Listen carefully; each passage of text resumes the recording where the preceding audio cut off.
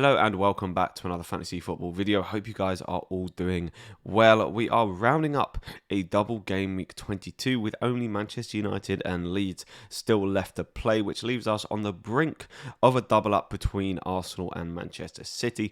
Plenty of interesting assets to discuss this week. We had Mahrez substituted off in the 58th minute against Spurs to the demise of many FPL managers. And so plenty of discussion in this video around Arsenal and Manchester City assets and generally how the team does line up ahead of double game week 23. If you're new around here, don't forget to hit that subscribe button. Really helps me out. Hit the like button if you enjoy the content.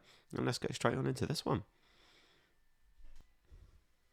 So starting us off, a quick recap on how game week 22 has gone thus far. Another green arrow, which has been consecutive green arrows since the return of the World Cup, taking me from around 720k up to 516k, a rather nice 200k green arrow thus far, with 4 players left to play in game week 22. Now, I did use my bench boost, and thus far it hasn't proved particularly fruitful, with each player only getting 2 points. Did captain Rashford, who came in quite nicely, but a shame not to have picked up the triple captaincy points on him. I've got 1 free transfer heading into game week 23, and I am very much considering -4ing. So taking a look at the team, starting us off in defence. Now, Ederson has been just very annoying to own so far. I transferred him in for Kepa, as many of you may well have done, and thus far, the net loss is just silly. It's over 20 points, but hopefully this game week he can come in and make amends. With Aston Villa at home and Arsenal away, you'd expect him to keep a clean sheet in that Aston Villa game, and hopefully he can keep a clean sheet in the Arsenal game as well. We also have Ben White, who I'm not 100% convinced is going to start in both games. I mean, you would expect that he would start in the Manchester City game, and to be fair, with how Brentford have been playing recently, the form that they are on, you'd probably expect that he would start in the Brentford game as well. With Tomiyasu coming on in about the 70th, 80th minute in recent games, it could bode well for Ben White if he stays on to the 60th, 70th minute, and they have kept a clean sheet up to that point. It means he will bank the clean sheet, but going forward, it looks like the likes of Gabriel and Saliba are the more defensively sound option.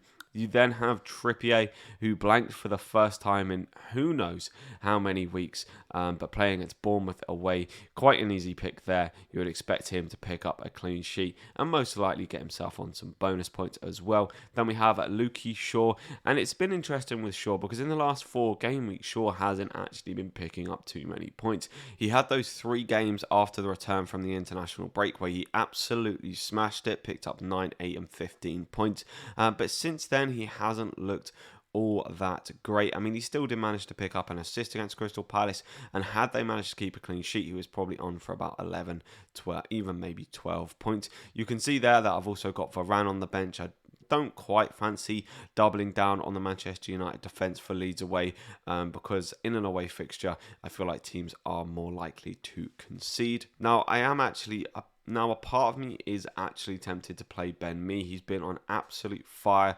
of late. Since I brought him in, he's managed to pick up 7, 6 and 13 points. The goal that in game week 22 was just absolutely lovely to see.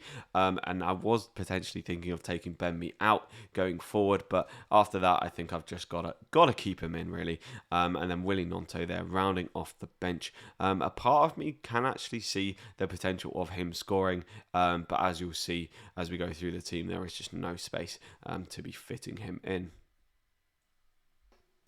Then taking a look into the midfield, and this is where the team gets a little bit more juicy. We have Martinelli and Odegaard, both with the double up for Arsenal. Now, I'm happy with owning Odegaard, just brought him in recently for the Everton away game. With that being said, he did pick up a little bit of a knock, so it'll be interesting to see the press conference that Arteta gives, whether he is fit and ready to go.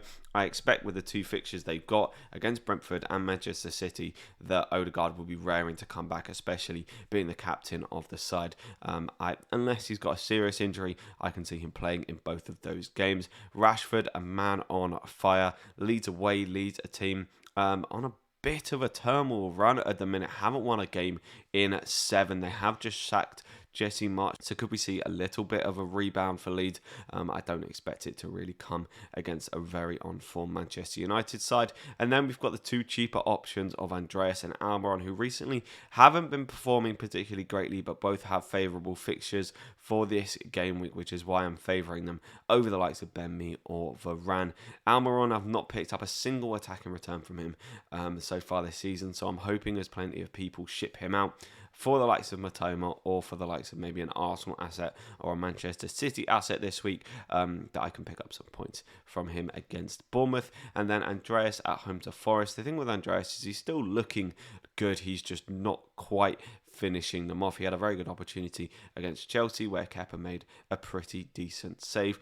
I'd actually say the main one for me on the chopping block this week is Martinelli, especially after he came off in the 58th minute against Everton. It made me think that going forward, there's going to be a lot of rotation between him and Trossard.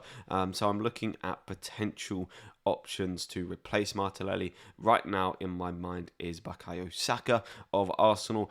I'm tempted by Mahrez, but as I alluded to earlier, he did get brought off in the 58th minute against Spurs, whereas Saka, he's on penalties. You know he's basically going to get guaranteed 90 minutes every single game, and has also recently been on decent form. So I feel like Saka is going to be the main man for me to come in, but I am also tempted by Mahrez as well. Then finally rounding us off in the attack is Haaland and Harry Kane. Kane, a man on fire, just breaking that 200 goal mark, which is absolutely incredible. Harry Kane is a fantastic striker.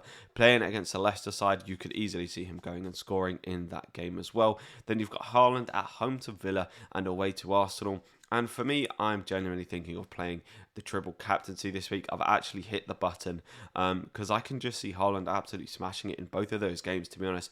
Off the back of the financial fair play incident that is currently going on with Manchester City, it will be interesting to see how the club, how the players, how the manager reacts to that, whether it will give them a bit of fire to go and fight for it, or whether they'll just slump off and wait till the next season. I can't see a player like Haaland slumping off, and so currently I am thinking of triple captaining him. Now, I've obviously missed out on the Rashford triple captain, and there is also discussion that later on in the season, Manchester City may get a better double game week, potentially against West Ham and Fulham. With that being said, by that point, there will most likely be a big focus on the Champions League, and so I could see a player like Haaland actually getting rested in one of those games if they have a fixture in the Champions League that they need to go and win. And especially coming off of the back of a game where Aston Villa conceded 4 goals, I can see Haaland absolutely smashing it this week. Or at least I'm hoping that Haaland will absolutely smash it this week, especially if I'm going to be playing the triple captaincy on him.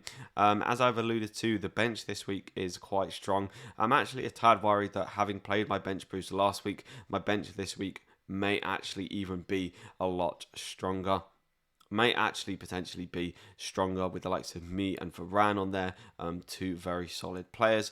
With that being said, though, the bench boost has now gone, and I'm quite glad that that chip is out the way because it means I can be a little bit more free with the likes of my free hit and my wildcard.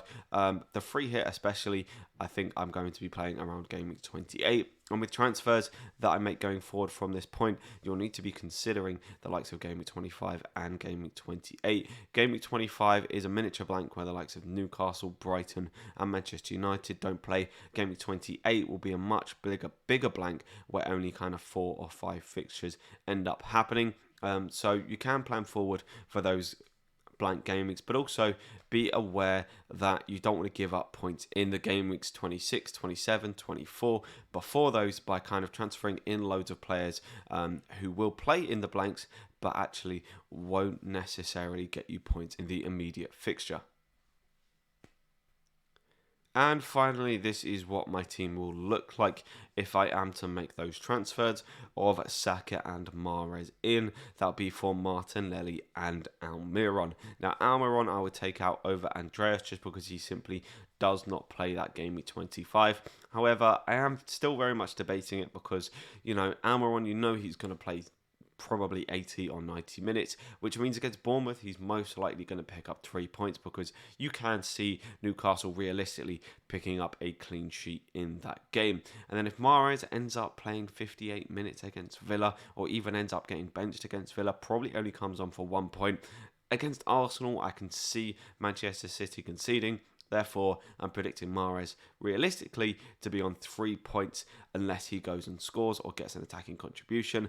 With a -4 involved with that, I feel like most likely in this scenario, by transferring Mahrez in for Almiron, I'm actually going to be losing out. So I'm quite happy, I think, to keep Almiron in that position.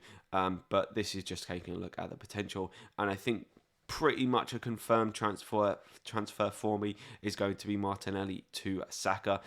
Seems like an obvious one to me this week, although it seems a little bit sideways. Saka is the man at the minute who's going to get guaranteed minutes for Arsenal on penalties as well, and also on pretty decent form. So there's been a quick roundup of double game week 23, or at least a preview before double game week 23 of how the team does line up. Do let me know down in the comments what transfers you are thinking of making. It is yet another big game week in FPL. The doubles are going to be lining up thick and fast. The blanks are going to be coming in thick and fast. I am looking forward to next season when everything is a little bit calmer. But also it makes FPL fun at the same time. So if you have enjoyed the content, please don't forget to hit that like button, hit the subscribe button if you're new around here, and I'll catch you in the next one. See ya.